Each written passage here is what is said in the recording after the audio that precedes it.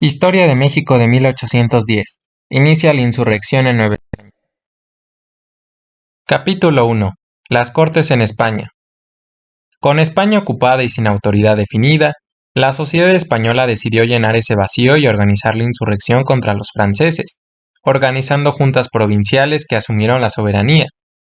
Estas desembocarían en la constitución de la Junta Central, que, en ausencia del rey legítimo, asumió la totalidad de los poderes soberanos y se estableció como máximo órgano de gobierno y convocó una reunión de Cortes extraordinarias en Cádiz.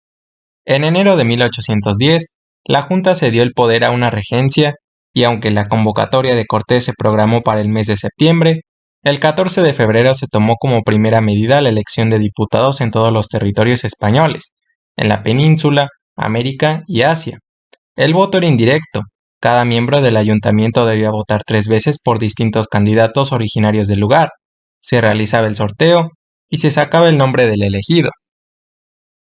Capítulo 2. Diputados novohispanos.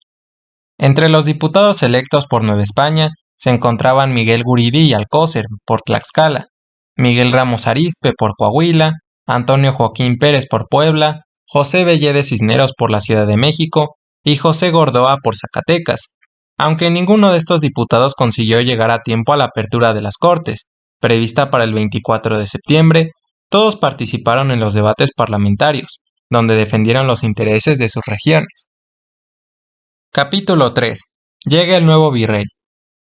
Con la conspiración independentista en puerta, el virrey interino Francisco Javier de Lizana fue destituido por la regencia española en mayo de 1810. El 25 de agosto desembarcó en el puerto de Veracruz el nuevo virrey de Nueva España, Francisco Javier Venegas, quien había recibido dicho nombramiento por la regencia en España.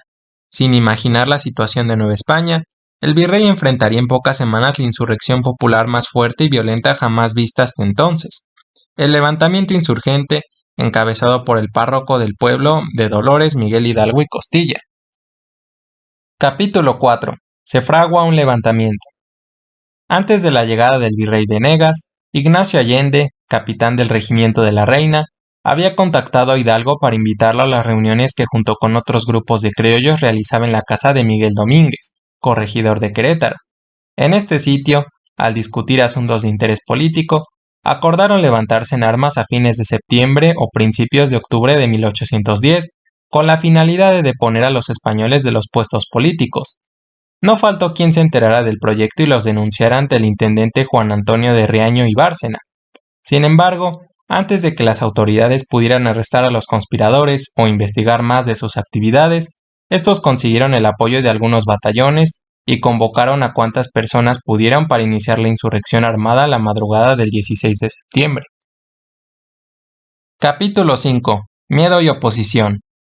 Las autoridades de los cabildos, la universidad y los ayuntamientos rechazaron en la plaza y en el púlpito el movimiento armado. Entre los textos publicados en aquellos meses destacan algunas pastorales, edictos y exhortaciones del obispo de Valladolid, Manuel Abadique Hipo, del de Oaxaca, Antonio Vergós y Jordán, del de Guadalajara, Juan Ruiz de Cabañas, así como del arzobispo de México, Francisco Javier de Lizana y Viamont.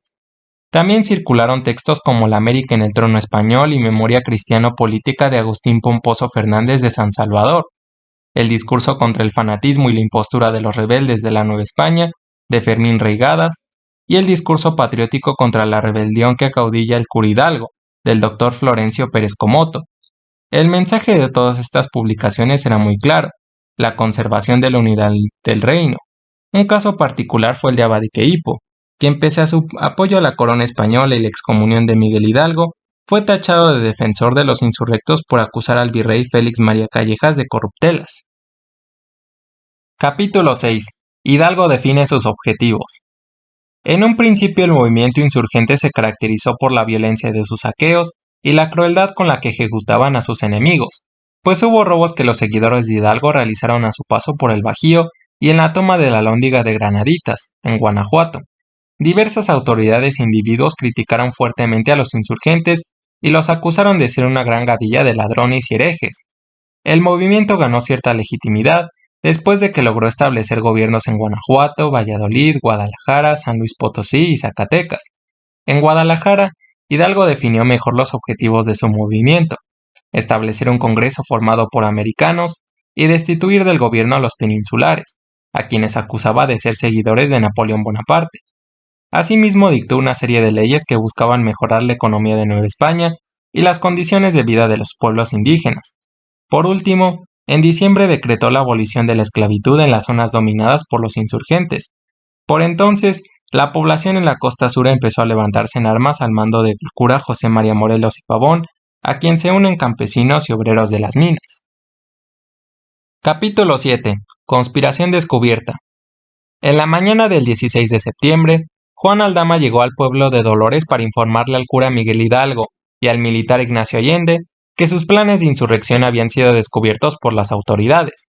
8 meses después, al interrogar a Aldama, este recordaba cómo Hidalgo les había dicho: «Caballeros, somos perdidos, aquí no hay más recurso que ir a coger gachupines». Esa no sería la arenga que, horas más tarde, el cura de Dolores daría frente a sus feligreses. Al alba, los dirigentes liberaron a los presos de la cárcel del pueblo, quienes con leños, piedras y palos se dirigieron a las casas de los españoles para amedrentarlos. Comenzaba así la revuelta popular más importante y violenta que hubiese visto en Nueva España. Capítulo 8. Muere el mal gobierno. Conforme amaneció, llegaron a Dolores los campesinos y labradores de las rancherías aledañas, ya que era domingo y había que acudir a misa. Todo esto favoreció a Hidalgo, quien exhortó a los concurrentes a luchar contra el gobierno virreinal, acusándolo de querer entregar el reino a las huestes herejes de Napoleón Bonaparte, y llamó a sus oyentes a luchar contra la pobreza. Capítulo 9. Sin plan aparente. Hidalgo y su ejército fueron avanzando sobre poblaciones como Atotonilco, San Miguel el Grande, Celaya, Salamanca, Irapuato, Silao y Guanajuato. De estos primeros avances militares, puede decirse que se hicieron sin tener un plan establecido claramente. Sin embargo, a pesar de las dificultades, los dirigentes de la insurgencia perfilaron nuevos órganos de gobierno en las ciudades, las villas y los pueblos que sometían, y establecieron medidas sociales como la abolición de la esclavitud y del tributo indígena. Capítulo 10. Nuevos integrantes. El 22 de octubre de 1810, Hidalgo fue designado generalísimo de las armas o comandante supremo de las Fuerzas Armadas Nacionales de Tierra y Mar, en Acámbaro. Ahí también se nombraron nuevos jefes como José María Morelos e Ignacio López Rayón. Se unieron al movimiento y se les encomendó la movilización en otras partes del territorio novohispano. A pesar de que enfrentaban un ejército muy superior en número y recursos, los insurgentes consiguieron no pocas victorias. Capítulo 11. A punto de llegar a la Ciudad de México. El 30 de octubre, los insurrectos se apostarían a las puertas de la Ciudad de México, capital del virreinato y centro del poder político que intentaban derribar. En el Monte de las Cruces se libraría una batalla decisiva entre los insurgentes y las tropas del ejército realista. Aunque entonces la victoria fue a favor de los ejércitos rebeldes, no eran suficientes en número para garantizar la conquista de la Ciudad de México, por lo que prefirieron retirarse sin intentar la ocupación de la capital. Capítulo 12. Primera derrota. El 7 de noviembre, el ejército de Hidalgo sufrió su primera derrota importante en el pueblo de Aculco, Estado de México. Los insurgentes emprendieron la retirada y perdieron artillería, municiones y fusiles. Además, a partir de entonces sus dos principales líderes, Hidalgo y Allende, se separaron. El cura de Dolores se trasladó a Nueva Galicia y entraría triunfalmente a la ciudad de Guadalajara el 26 de noviembre. Capítulo 13. Un final apresurado. Los militares realistas, Félix María Calleja y José de la Cruz, consiguieron frenar el ímpetu de los revolucionarios. El primero de ellos, al mando del Ejército del Centro, enfrentó en Puente de Calderón, Jalisco, a las novatas tropas de Hidalgo. La derrota de estas fue terrible ante la preparación militar de las huestes, que inevitablemente enfrentó a Hidalgo y Allende. Más tarde, el 21 de marzo de 1811, cuando los dos líderes insurgentes intentaron huir hacia Estados Unidos, fueron capturados y hechos prisioneros en Acatita de Baján. Por último, fueron conducidos a Chihuahua, donde se les procesó. Capítulo 14. Un arma para la difusión. Desde el principio, los insurgentes estuvieron conscientes de la necesidad de un mecanismo para propagar sus propuestas, de modo que así pudieran contrarrestar las acusaciones que recibían en los impresos oficiales. De esta manera, cuando Hidalgo se estableció en Guadalajara, Una de las primeras medidas que tomó fue emprender la publicación de un periódico insurgente. Francisco Severo Maldonado fue el encargado de editar El Despertador Americano, cuyo primer número apareció el 20 de diciembre de 1810. Aunque esta publicación tuvo una corta vida, de tan solo 7 números, el último publicado, el 22 de enero de 1811, fue fundamental para asegurar el arranque del movimiento independentista. Los argumentos utilizados en dicha publicación en contra de las autoridades eran semejantes a los que éstas utilizaban en la prensa oficial. Ambos se decían portadores de una causa justa, verdaderos defensores del reino y de Fernando VII, el monarca depuesto, por lo que acusaban a sus contrincantes de ser infiltrados de Napoleón y de actuar en contra de la verdadera religión. Capítulo 15. Periodismo insurgente. En 1812, con la aparición de El Ilustrador Nacional y El Ilustrador Americano, la prensa insurgente logró transmitir a los ciudadanos ciertos propósitos políticos concretos y abogar en favor de la independencia. Mientras que el primero de estos dos periódicos tuvo 6 números, el segundo tuvo 36. En ambos casos, la publicación de esos escritos no fue nada fácil. José María Cos, editor de El Ilustrador Nacional, no contaba con la tipografía, tinta y papel necesarios. De hecho, muchas veces él mismo tuvo que elaborar con sus manos y una navajita las letras que formarían el texto. Más adelante, los simpatizantes de la insurgencia en la ciudad conseguirían enviar a los rebeldes una imprenta desmontable, facilitando en gran medida el proceso de impresión. Otros periódicos importantes de la insurgencia fueron el Seminario Patriótico Americano de Andrés Quintana Roo y el Correo Americano del Sur y la Avispa de Chilpancingo, publicaciones del Ejército de Morelos. Capítulo 16. Oportunidad única.